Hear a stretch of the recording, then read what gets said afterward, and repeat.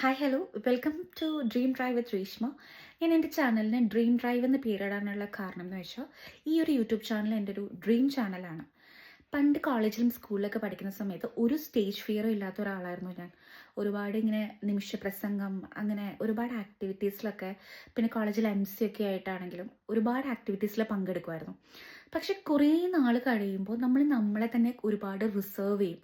അതായത് നമ്മുടെ ചിന്ത എന്ന് പറയുന്നത് മറ്റുള്ളവർ നമ്മളെക്കുറിച്ച് എന്ത് വിചാരിക്കും, മറ്റുള്ളവർ നമ്മളെങ്ങനെ വിലയിരുത്തും, അല്ലെങ്കിൽ ചിലപ്പോൾ നമ്മൾ അവരെ വേറെ ആളുകളെ വിലയിരുത്തുന്നത് കണ്ടിട്ടുണ്ടാവും.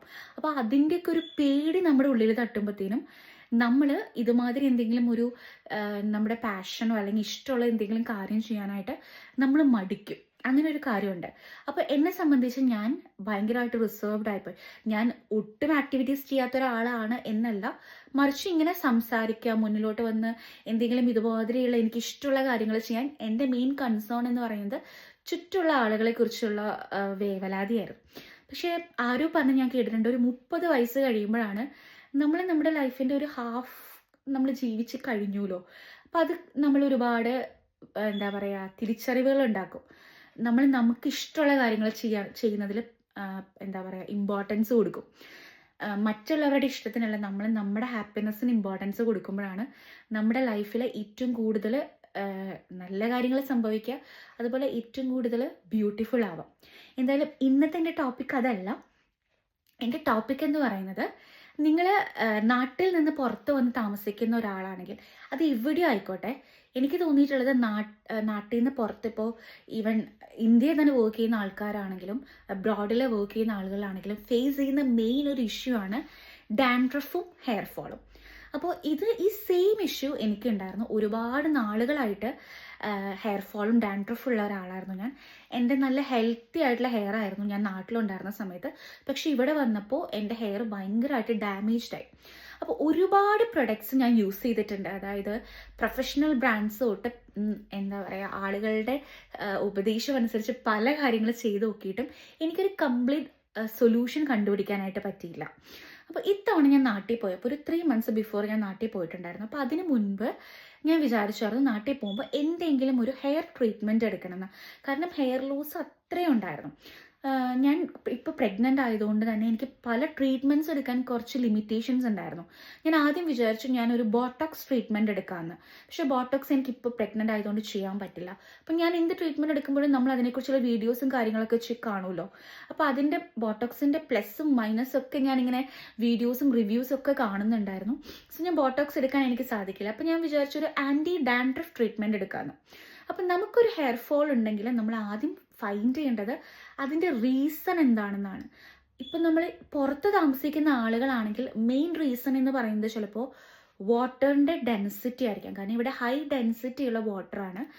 അത് വെച്ച് നമ്മൾ തല കഴുകുമ്പോഴത്തേനും നമുക്ക് ഹെയർ ഫോൾ ഉണ്ടാവാനുള്ള സാധ്യതകളുണ്ട്. രണ്ടാമത്തെ ഒരു കാര്യം എന്ന് പറയുന്നത് ചിലപ്പോൾ ഹോർമോണൽ ഡിഫറൻസ് കാരണമായിരിക്കാം. പിന്നൊരു കാരണം എന്ന് പറയുന്നത് ചിലപ്പോൾ ന്യൂട്രീഷണലോ വൈറ്റമിൻ ഡെഫിഷ്യൻസിയോ ഒക്കെ നമ്മുടെ ഹെയർ ഫോളിനൊരു റീസൺ ആകാം. അപ്പോൾ ആദ്യം തന്നെ എന്താണ് അതിൻ്റെ കാരണം എന്ന് നമ്മൾ കണ്ടുപിടിക്കണം. അപ്പം നാട്ടിൽ ചെന്നപ്പോൾ ഒരു സ്കിൻ ആൻഡ് ഹെയർ ക്ലിനിക്കിലോട്ട് പോയി ഒരു ഡോക്ടറിനെ കണ്ടു. ഡോക്ടറിൻ്റെ അടുത്ത് കുറച്ച് ബ്ലഡ് ടെസ്റ്റ് ഒക്കെ ചെയ്യാൻ പറഞ്ഞു.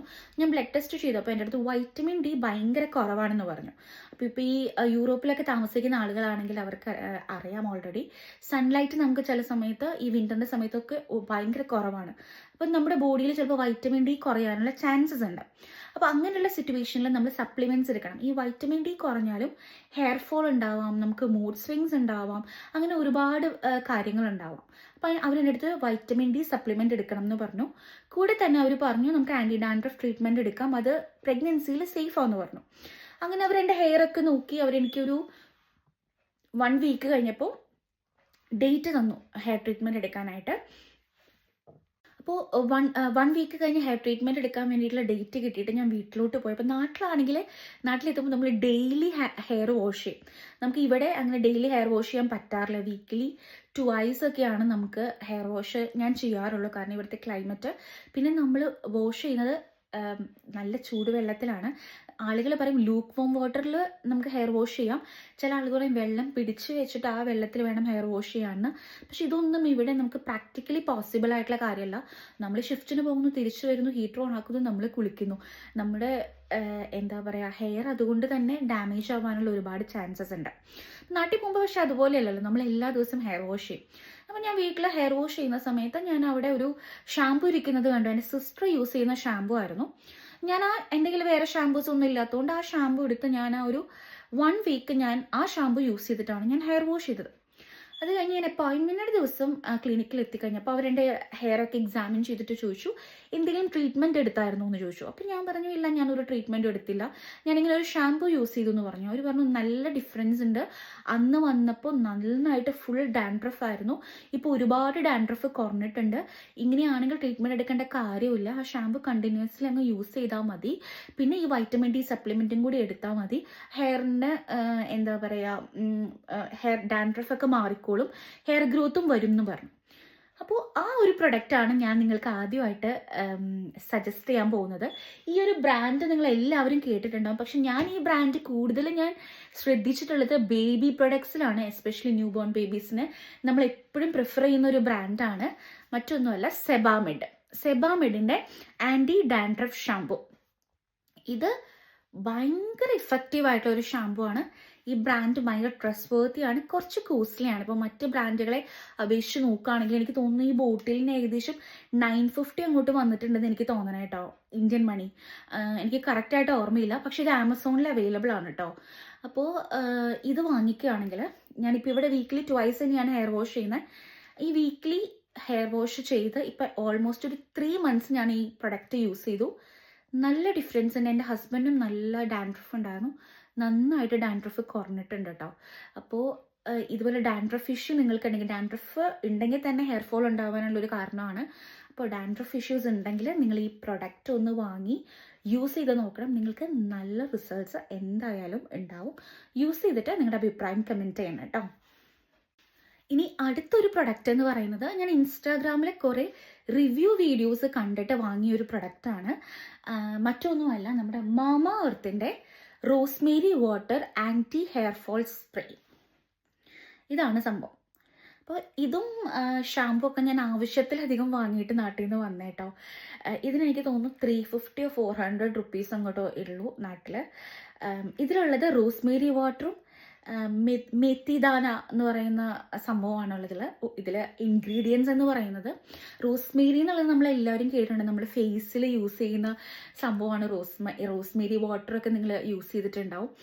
അതുപോലെ തന്നെ ഹെയർ ഫോളിന് ഈ റോസ്മേരി വാട്ടർ ഭയങ്കര ഇഫക്റ്റീവ് ആയിട്ടുള്ള ഒരു കാര്യമാണ്. ഇതിലിവർ എഴുതിയിരിക്കുന്നത് നമുക്ക് ഡെയിലി ഇത് യൂസ് ചെയ്യാമെന്നാണ് കേട്ടോ. അതുപോലെ ഇത് ഹെയർ വാഷ് ചെയ്തിട്ട് യൂസ് ചെയ്യണം എന്നൊന്നുമില്ല. നമുക്ക് ഇതൊരു സ്പ്രേ ബോട്ടിലാണ്, നമ്മുടെ സ്കാൾപ്പിലോട്ട് ഡയറക്റ്റ് സ്പ്രേ ചെയ്ത് ഒരു 3 to 5 മിനിറ്റ്സ് നന്നായിട്ട് മസാജ് ചെയ്യുക. അത് കഴിഞ്ഞ് നിങ്ങൾ ഹെയർ വാഷ് ചെയ്യുന്ന പോലെ, അത് ഇപ്പോൾ ഇന്ന് രാത്രി നിങ്ങൾ അപ്ലൈ ചെയ്തു, നാളെയാണ് നിങ്ങൾ ഹെയർ വാഷ് ചെയ്യുന്ന ദിവസമെങ്കിൽ നിങ്ങൾക്ക് ഹെയർ വാഷ് ചെയ്യാം. ഇനിയിപ്പോൾ നിങ്ങൾ ഹെയർ വാഷ് ചെയ്തില്ലെങ്കിലും യാതൊരു വക കുഴപ്പങ്ങളും ഇല്ല. പക്ഷേ ഞാനിത് ഹെയർ വാഷിൻ്റെ കൂടിയാണ് ഞാനിപ്പോഴും യൂസ് ചെയ്യാറ്. ഒരു 2 to 3 days in a week use ചെയ്യും. നന്നായിട്ട് ഹെയർ ഗ്രോത്ത് ഉണ്ടാവാനായിട്ട് ഹെൽപ്പ് ചെയ്തു. അതായത് ഹെയർ ഫോൾ കംപ്ലീറ്റ്ലി കുറഞ്ഞു എന്ന് തന്നെ പറയാം. കുറേ സ്ഥലത്ത് നല്ല ബേബി ഹെയർ ഒക്കെ വന്നു. എന്താ പറയുക, അതന്നെ വലിയൊരു പോസിറ്റീവ് സൈൻ ആണല്ലോ. അപ്പോൾ ഇതിനെക്കുറിച്ച് നിങ്ങൾക്ക് മാമാത്തിൻ്റെ പേജിൽ തന്നെ അവർ ഒരുപാട് ആളുകളുടെ റിവ്യൂസ് ഇട്ടിട്ടുണ്ട്. പിന്നെ ഒരുപാട് ഇൻഫ്ലുവൻസേഴ്സ് ഇതിനെക്കുറിച്ച് വീഡിയോ ചെയ്തിട്ടുണ്ട്. അപ്പോൾ നിങ്ങൾ ആളുകൾക്ക് ആർക്കെങ്കിലും വാങ്ങിക്കണമെങ്കിൽ ഇത് ആമസോണിൽ ഇതിൻ്റെ പ്രൊഡക്റ്റ് അവൈലബിൾ ആണ്. അതുകൂടാതെ മാമാത്തിൻ്റെ ഒഫീഷ്യൽ വെബ്സൈറ്റ് ത്രൂ നിങ്ങൾക്കിത് പർച്ചേസ് ചെയ്യാവുന്നതാണ് കേട്ടോ. അത്രയും കോസ്റ്റ്ലി ആയിട്ടുള്ളൊരു പ്രൊഡക്റ്റ് ഒന്നുമല്ല, ഇതും വളരെ ഇഫക്റ്റീവ് ആയിട്ടുള്ളൊരു കാര്യമാണ്.